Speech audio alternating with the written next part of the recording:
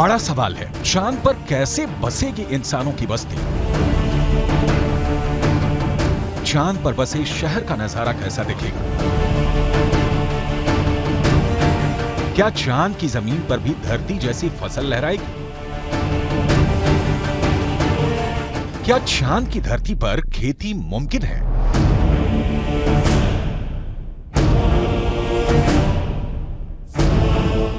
विज्ञान कहता है कि चांद पर अभी इंसानों के रहने लायक वातावरण नहीं है, लेकिन नासा का कहना है कि आने वाले वक्त में चंद्रमा की धरती को रहने लायक बनाया जा सकता है।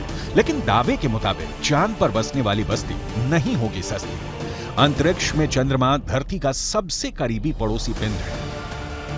पिछले 6 दशकों में इंसानों ने 100 से भी अधिक मून मिशन को अंजाम दिया है। सभी मिशन को कामयाबी नहीं मिली, लेकिन इन मिशन ने चांद को सबसे ज्यादा खोजा जाने वाला स्थान बना दिया और अब चंद्रमा पर जीवन की संभावनाओं की तलाश हो रही है।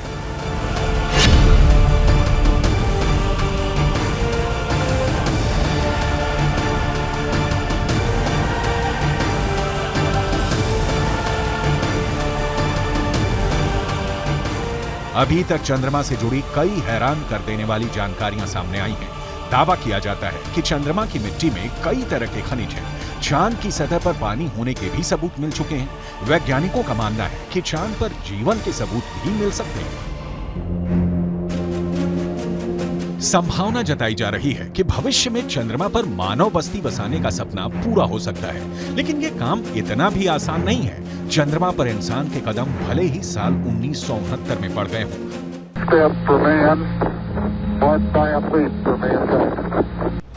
लेकिन कड़वी सच्चाई ये भी है कि 1972 के बाद से किसी भी अंतरिक्ष यात्री ने चांद पर कदम नहीं रखा।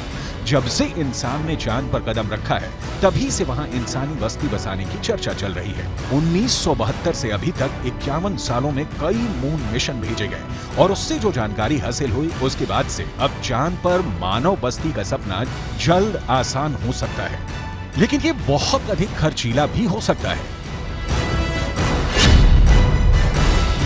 क्योंकि अगर चंद्रमा पर कॉलोनी शुरू करने के लिए धरती से सामान भेजने होंगे तो ये काफी महंगा साबित होगा। एक अनुमान के मुताबिक सिर्फ 100 लोगों के लिए चांद पर जरूरी सामान भेजने के लिए करीब 1.25 लाख करोड़ रुपए का खर्च आएगा।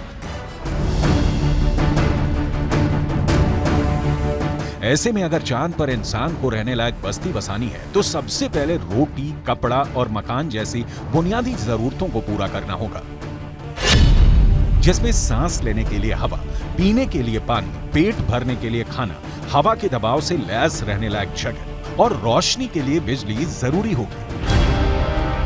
दावा है कि इनमें से ज्यादातर जरूरतों को चांद से ही पूरा किया जा सकता है। चंद्रयान 1 की मदद से चांद पर पानी होने की पुष्टि हो चुकी है। पानी की खोज के बाद इसरो अब चांद पर जमी बर्फ का विश्लेषण करने में जुटा है। चांद की सतह की बनावट को समझने में लगा है। नासा के मुताबिक चांद के दक्षिणी ध्रुव पर बर्फ है। बर्फ के साथ साथ वहां दूसरे प्राकृतिक संसाधन भी हो सकते हैं। साल 1998 में नासा ने मून मिशन के तहत ये बताया था कि दक्षिणी ध्रुव पर हाइड्रोजन है। नासा का दावा है कि अधिक मात्रा में हाइड्रोजन होने की वजह से वहां बर्फ होने की संभावना है। इसके अलावा चांद के दक्षिणी ध्रुव पर बड़े बड़े पहाड़ और कई गड्ढे हैं। ज्यादातर गड्ढे ऐसे हैं जहां अरबों साल से अंधेरा है। अमेरिका के नासा के मुताबिक घुप अंधेरे के बीच यहां बर्फ का जमाव हो सकता है। अंदाजा यह भी है कि चांद के दक्षिणी ध्रुव पर अरबों सालों से पानी बर्फ के रूप में जमा हो सकता है। अगर चंद्रयान 3 का लैंडर और रोवर चांद पर बर्फ की मौजूदगी की पुष्टि कर देते हैं तो वहां मानव बस्ती बसाने की संभावना और बढ़ जाएगी। हालांकि इससे पहले भी चंद्रमा की सतह पर पानी होने के संकेत मिले थे। चांद के छाया में रहने वाले हिस्से में पानी के होने के संकेत मिल चुके हैं। वैज्ञानिकों को चांद के उस हिस्से में पानी होने के साक्ष्य भी मिले हैं जहां सूर्य का सीधा प्रकाश पड़ता है। ऐसे में अगर चंद्रयान 3 चांद के दक्षिणी ध्रुव पर पर्याप्त बर्फ होने की पुष्टि कर देता है तो चांद की सतह पर मौजूद बर्फीले पानी से इंसानों की बस्ती और चंद्रमा पर अर्थव्यवस्था के लिए आधार को तैयार करने में मददगार साबित हो सकती है। आइए रसायन विज्ञान की भाषा में समझ लेते हैं कि ये कैसे मुमकिन हो सकता है। रसायन विज्ञान में बर्फीले पानी का रासायनिक सूत्र होता है H2O।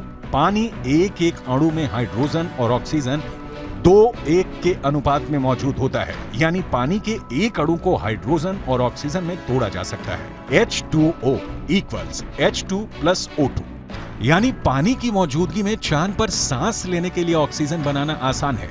वहीं पानी से हाइड्रोजन और ऑक्सीजन को अलग करके ईंधन के तौर पर इस्तेमाल कर सकेंगे। साथ ही साथ पानी से चांद पर बिजली भी तैयार की जा सकती है।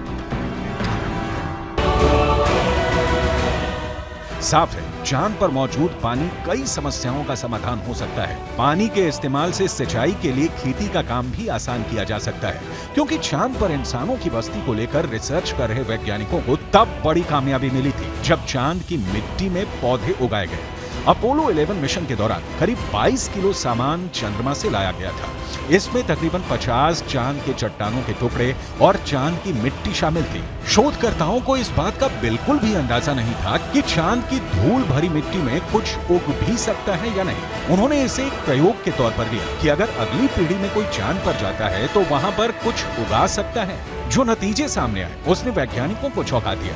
ऐसे में अगर चांद के दक्षिणी ध्रुव पर पर्याप्त मात्रा में पानी नहीं मिलता तो चांद पर बस्ती बसाने का सपना अधर में लटक सकता है।